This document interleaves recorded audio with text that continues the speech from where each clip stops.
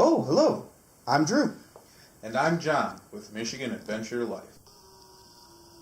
Today, we're going to be doing a brief video about our equipment loadout for our upcoming scouting trip to the Huron National Forest. As always, if you enjoy this video, please give it a thumbs up and subscribe to our channel. You can also find our other media pages by searching for MIAdventurelife on Facebook, Twitter, and Instagram. The goal for this hike is to get deeper into the area we explored in the last video, the Mac Lake ORV trail system. We're only spending one night outside, so we're trying to keep it lighter than usual. But because of our cold weather gear, we still need our oversized packs for this one. The area only has a moderate deer population density according to the DNR, so we'll be trying to cover a lot of ground before picking a spot to make camp. We're bringing our hammocks and tarps just in case, but the ultimate goal is to get our other two friends to sleep in their first man-made shelters. Alright, this is going to be my load up my gear. There's not a lot in there, it's just a lot of bulky stuff really. It's a Carson's 90 backpack JanSport. Super old, it's really been real good to me. On the outside here, we got my stuff. Just got a simple Coglin grill. It's going to be our grill for the trip. We got my hiking poles. They're high trek. Pretty inexpensive, super awesome. Real shock absorbent, real great. Alright. Loosen it up a little.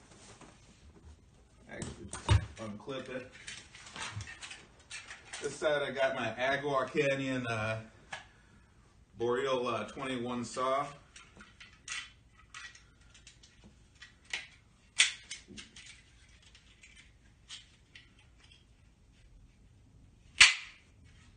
Pretty great little guy. Super lightweight, super durable. Real happy I got this guy.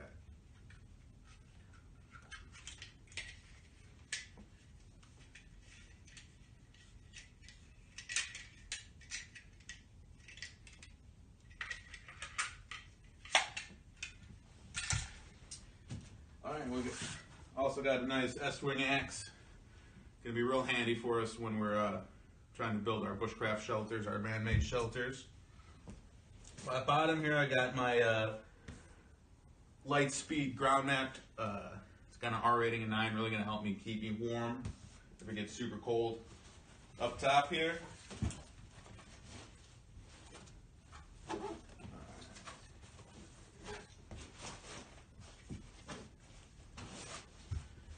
this is where I'm going to keep this stuff that I might need to get to a little bit more quickly. Like my shemag, however you pronounce it, large bandana scarf. Lint to help start a fire if we need it. Just got a bunch of pair of gloves because it's going to be cold and there's a solid chance it's going to be raining.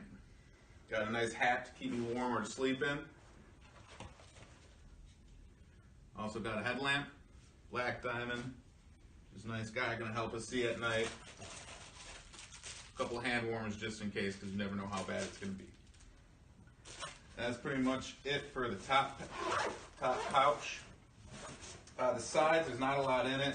Like I was saying, I got the rain cover for my bag in this one. Can fit a lot more, but just don't need it. This guy. Got my canteen set, spoon and fork combo. Pretty handy little, you got the canteen, pot, cup, lid. Pretty great little setup. That's it, that's in that pouch over there. Inside.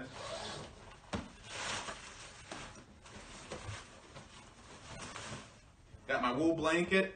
I really like my sleeping bag, but it really only goes down to about 20 degrees.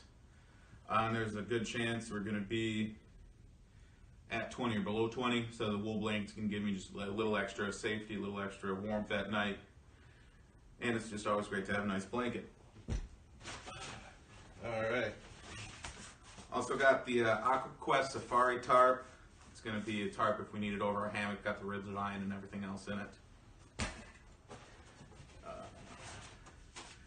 Literally just a bag of paracord. You always need a lot of paracord. You always need rope.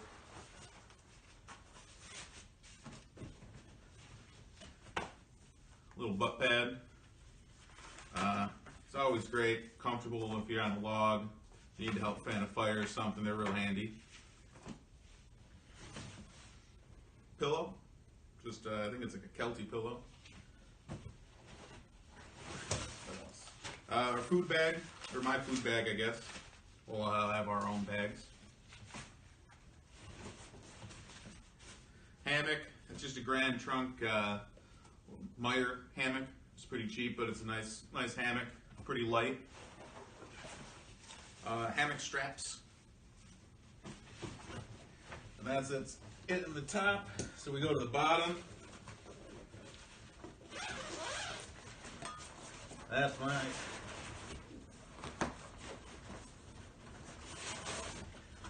sleeping bag. REI bag and an REI compression sack. Like I said, it's a great bag, but if it gets below 20, definitely going to need that wool blanket. I think that's about it. I got a water bladder back here for a little extra water for the trip. But that's going to be everything I'm bringing. Oh, got some stuff over here. Going to be having, I'm not bringing a winter coat. Going to be wearing a lot of layers. So raincoat's going to be key to keeping me dry, but still giving me a lot of room to play with my layers.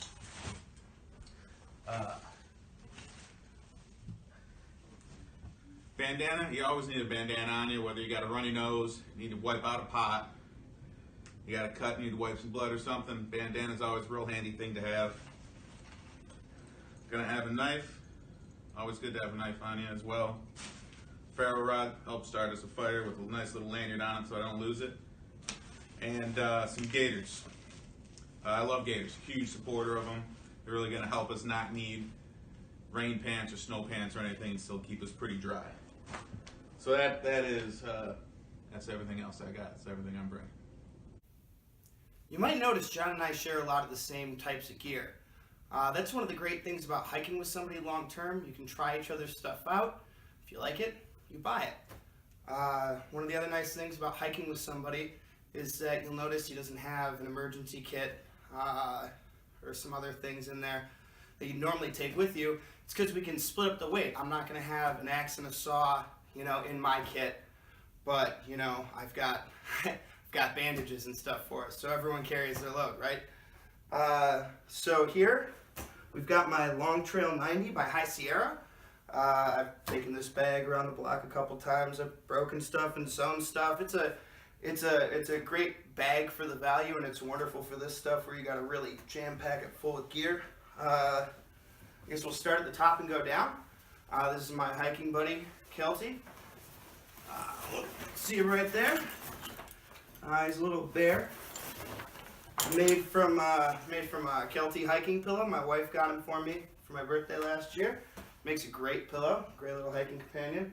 Up top we got these two, you'll notice these two lights that jingle around. They're just area lights, they're called glow tubes. Keep a blue and a green. They're great trail markers at night. It's great to mark, your outhouse hole, your tent, whatever you need to do. They provide a decent amount of light. You'd really be surprised. Then up in this top pouch, we've got my green bag. I think that's all that's in there. This is going to be most of my essentials that I want to keep, separate and a little bit more clean. We've got my light my fire dish. It's just one of those bowls that you pop out. Holds just enough. Plus the spork that came with it. Not the cup though. I'm not bringing the cup on this trip. I got a couple hand warmers there, just like John. It's, you never know what's going to happen.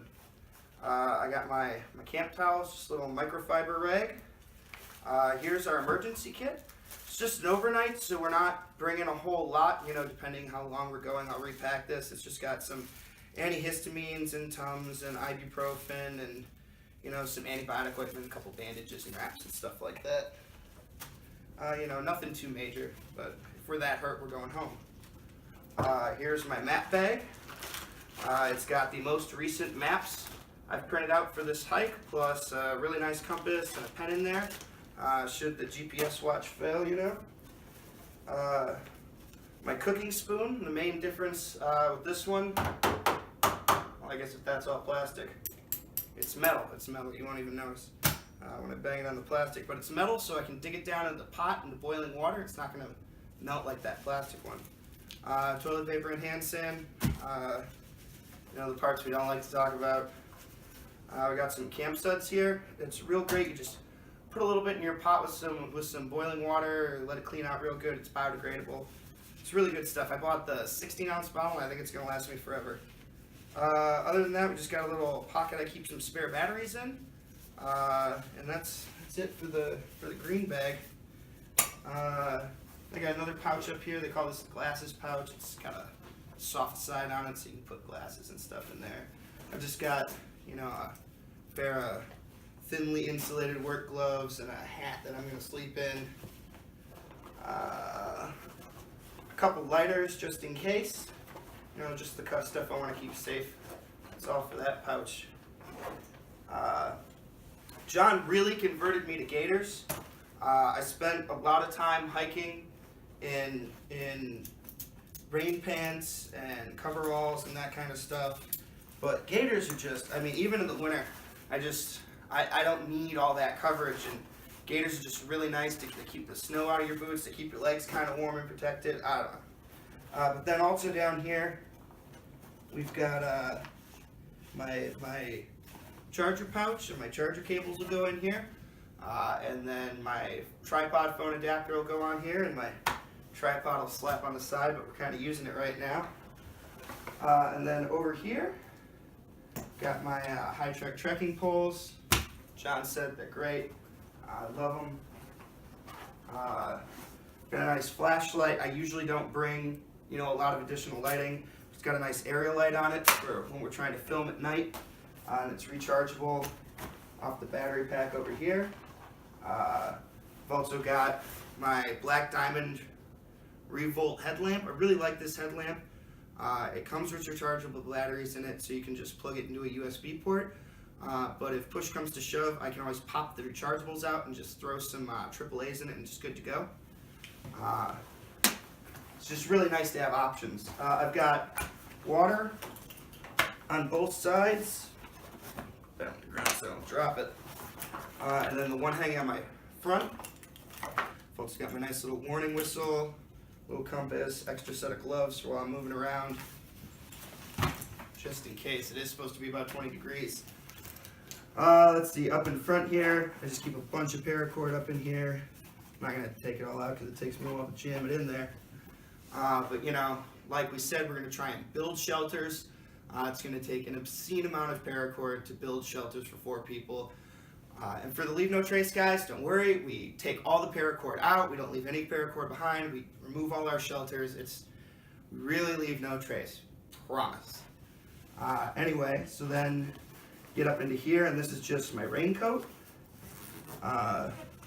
Really need to get more of a hiking raincoat, because this is just the one I use for hunting, but it's soft and warm, and it doesn't make me sweat too much, and I really like it. It's really, you know, you throw it over all your layers and it keeps you pretty warm.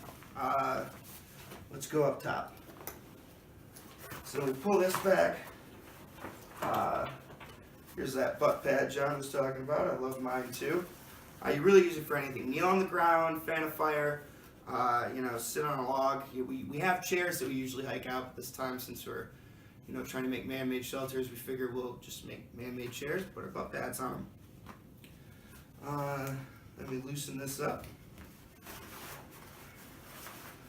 Usually I keep the ground pad secured to the side of the bottom, but I don't really have anywhere to counterbalance the weight. And I have enough room inside this time that my ground pad completely fits inside my bag. It's a light speed, just like Jon's, but it's the Warmth series, which seems to be more for, you know, maybe not hiking because it's still a little heavy, but you know, it's a little lighter. I think mine's 1.5 pounds lighter than his is. Then I've also got my Kelty Noah's tarp. It's been on the block a little bit. It's a 12 by 12. It's a great hammock tarp. It's a great shelter tarp, though we're kind of hoping to not need the tarps too much. Got my real pillow. Just my hammock my mother-in-law got me. Great gift giver. Straps, and then my ridge line for the tarp is also in there. And then this is my Tokes 1600 pot with the frying pan lid. All my food's in it, or I'd open up and show it to you, but if you want to see what we're eating, I guess you're going to have to watch the hike video. And that is it for the main compartment. The only thing left, the part that's really going to keep me from regretting all the decisions I make on this hike, my Teton Sports Celsius XL 0 degree bag. Barely fits in there. It is a beefy bag, even in this compression sack, and it's a great compression sack. It's got clips on the straps so you don't have to horse anything out of the way. It's got one of those flaps that goes over the hole, so you know, maybe keep some of the rain out, but it'll definitely keep dirt and bugs and stuff out of there while you're moving around. It's a great bag. It's one of the only bags I found that a guy my size can completely cram into, zip up all the way, and have a good night. And I pull my sleeping pad in there with me too, because when you're in a hammock, you want to put your sleeping pad in your sleeping bag if you can, because it'll keep you from sliding right out the side of the hammock. Then I guess all I have left besides what I'm going to be wearing, which you'll see, is my knife. Everyone's got to have a knife. Jon got me this big ferro rod just like his, put a nice little lanyard on it for me. You know, it is a large knife. It's definitely more than most people need, but when I don't take an axe or a hatchet or anything out, it's nice to have a tool that I know I can split wood with if I need to. You know, you can work with it. You're not afraid of it breaking. You know, it's a knife, it's a hammer, it's a wrench, it's a pry bar, whatever you need it to be.